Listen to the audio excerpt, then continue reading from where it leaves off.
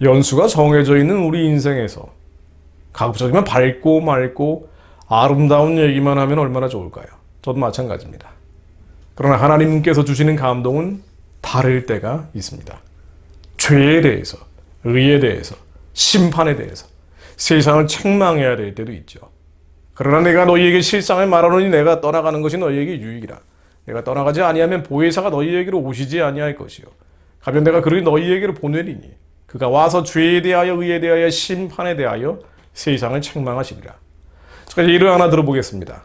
죄에 대해서, 의에 대해서, 심판에 대해서 이 세상에 책망해야 될 부분은 하나님이 주신 감동이 있다면, 울림과 떨림과 찔림이 있다면 입술을 열어서 외치지 않을 수 없습니다. 제가 항상 강조하는 이민족교회의 골든타임, 결정적 시간들이 모래시계가 줄어들고 있습니다. 북한 체제가 무너져야 되는데도 불구하고 무너지지 않고 남한의 추사파 권력도 문화 권력 곳곳에서 사그러들어야 하는데도 불구하고 여전히 바로하고 있고, 시간은 점점 가면서 북핵은 개량되고 중국과 러시아의 전체주의는 악화일로로 가고 있습니다.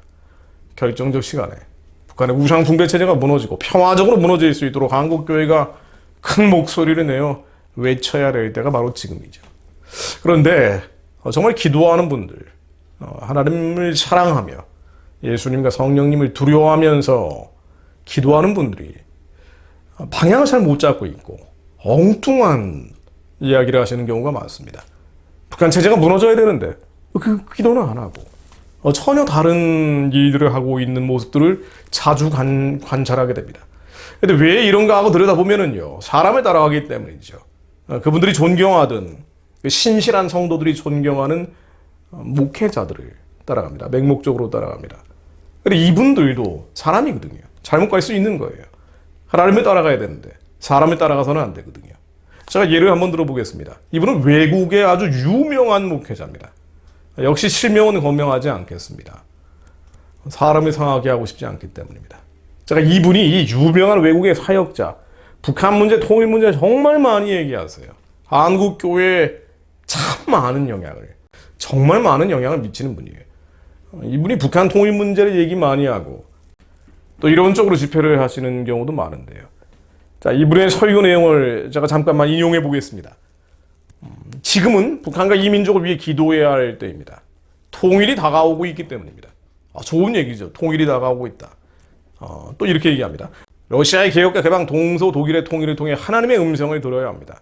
하나님의 음성을 듣는 걸 강조하는 분이기 때문이에요. 하나님은 역사의 주인이십니다. 하나님께서 북한의 변화와 남북한 통일을 위해 일하고 계십니다. 통일은 모든 것이 달라지는 새로운 세상입니다. 사실은 저도 하는 얘기죠. 저도 항상 하는 얘기가 이런 얘기들이에요.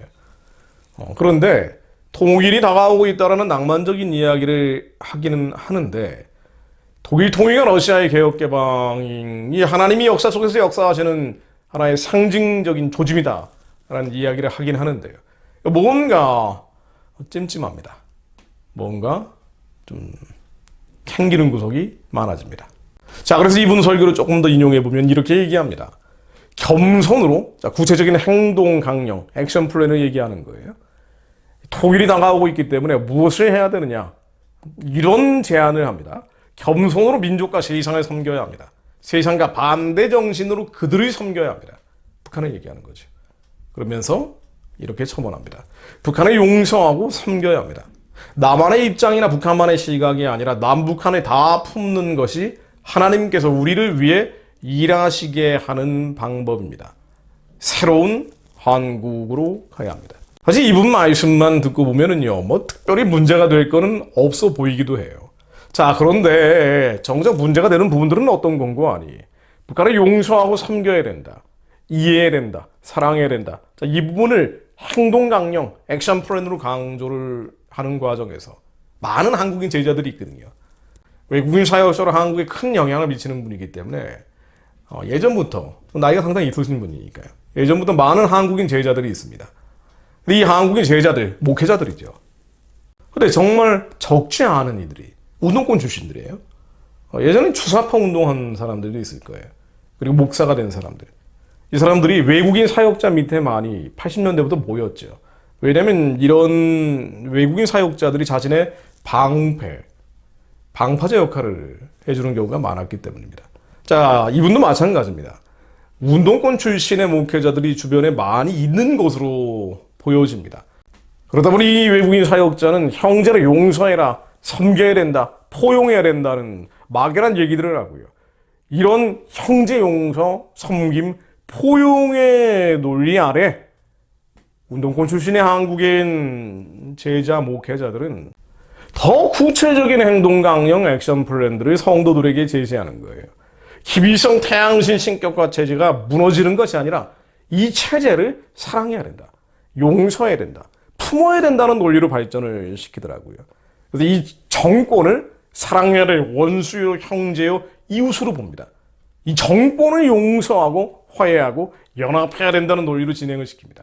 이 유명한 외국인 사역자는 막연하게 통일이 옵니다. 용서하고 사랑하고 섬겨야 됩니다. 북한 사람을 미워하지 마십시오. 라고 뜬금포로 놔두면 그 밑에 운동권 출신의 지금 50대, 60대까지 돼 있는 많은 목회자들이 아주 구체적인 운동권 논리들을 집어넣는 거예요.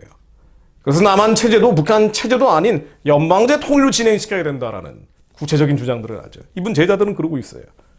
행동지침은요, 예의, 구체적인 액션 플랜은요, 예외 없이 인도적 지원으로 귀결시킵니다. 북한 체제를 도와야 된다, 정권을 도와야 된다는 쪽으로 가는 거예요.